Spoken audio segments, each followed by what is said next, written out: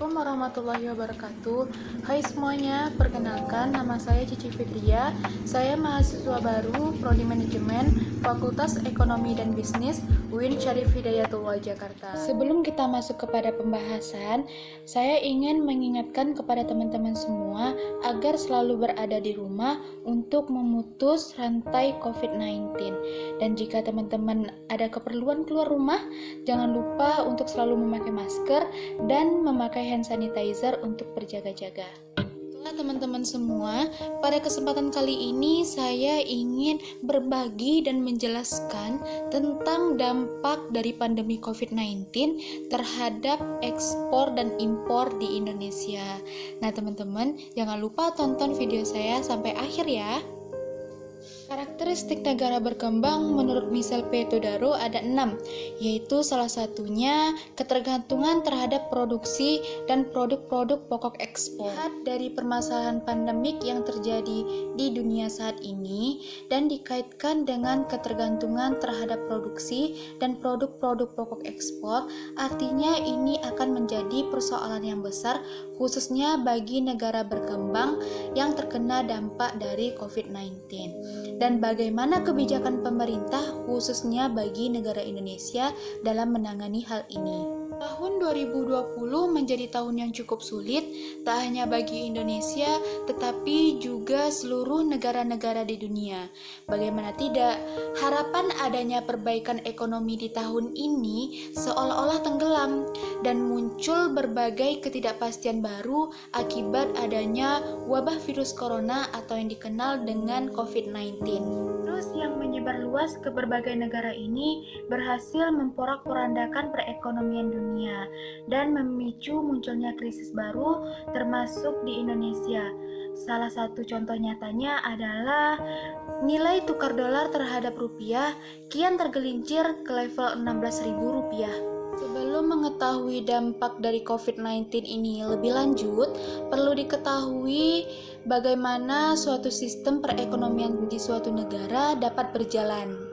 Sistem perekonomian merupakan suatu sistem yang digunakan oleh suatu negara untuk mengatur dan mengalokasikan sumber daya yang dimiliki baik bagi individu maupun organisasi di negaranya.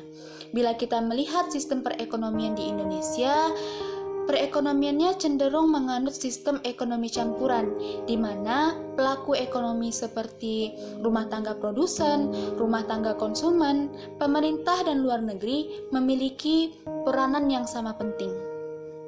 Keempat pelaku ekonomi tersebut memiliki peran masing-masing dalam perekonomian Indonesia. Semua itu saling terkait satu sama lain, menjadi berputar terus-menerus sehingga perekonomian bisa berjalan dengan lancar. Dalam ekonomi biasanya disebut dengan circular flow of income and output. Sebaliknya, ketika salah satu pelaku ekonomi mengalami kendala dalam kegiatan ekonomi, maka yang akan terjadi adalah ketidakseimbangan pasar. Nah, contohnya, misal dari sisi konsumen. Karena adanya COVID-19 menyebabkan ketidakpastian di masa yang akan datang. Secara otomatis, konsumen akan menahan untuk berbelanja. Ketika konsumen menahan dan mengurangi konsumsinya, secara otomatis permintaan barang akan menurun. Ketika permintaan menurun, barang-barang yang diproduksi bahkan bisa tidak laku dan tidak bisa dijual. Sehingga produsen lebih memilih untuk tidak melakukan produksi dan faktor produksi. Seperti tenaga kerja dan bahan baku akan dikurangi. Itu pula dengan luar negeri. Perekonomian Indonesia sangat bergantung pada Tiongkok, sebab Tiongkok menurut data BPS tahun 2020 menjadi salah satu mitra dagang utama Indonesia, sekaligus sebagai penyumbang wisatawan terbanyak kedua setelah Malaysia. Belum lagi dengan ditutupnya penerbangan ke sejumlah negara, dan bisa dibayangkan berapa banyak potensi penerbangan yang menguap. Belum lagi bahan baku dan komponen elektronik, juga bahan kimia yang diproduksi di luar negeri ikut menjadi tertahan. Ketika semua itu terjadi, banyak investor baik di pasar modal, sektor keuangan, dan direct investment menjadi berpikir ulang untuk berinvestasi karena adanya ketidakpastian dan investor pun takut untuk berinvestasi. Yang akhirnya investasi pun ikut menurun. Dan pada akhirnya terjadilah kerugian terhadap perekonomian Indonesia sendiri.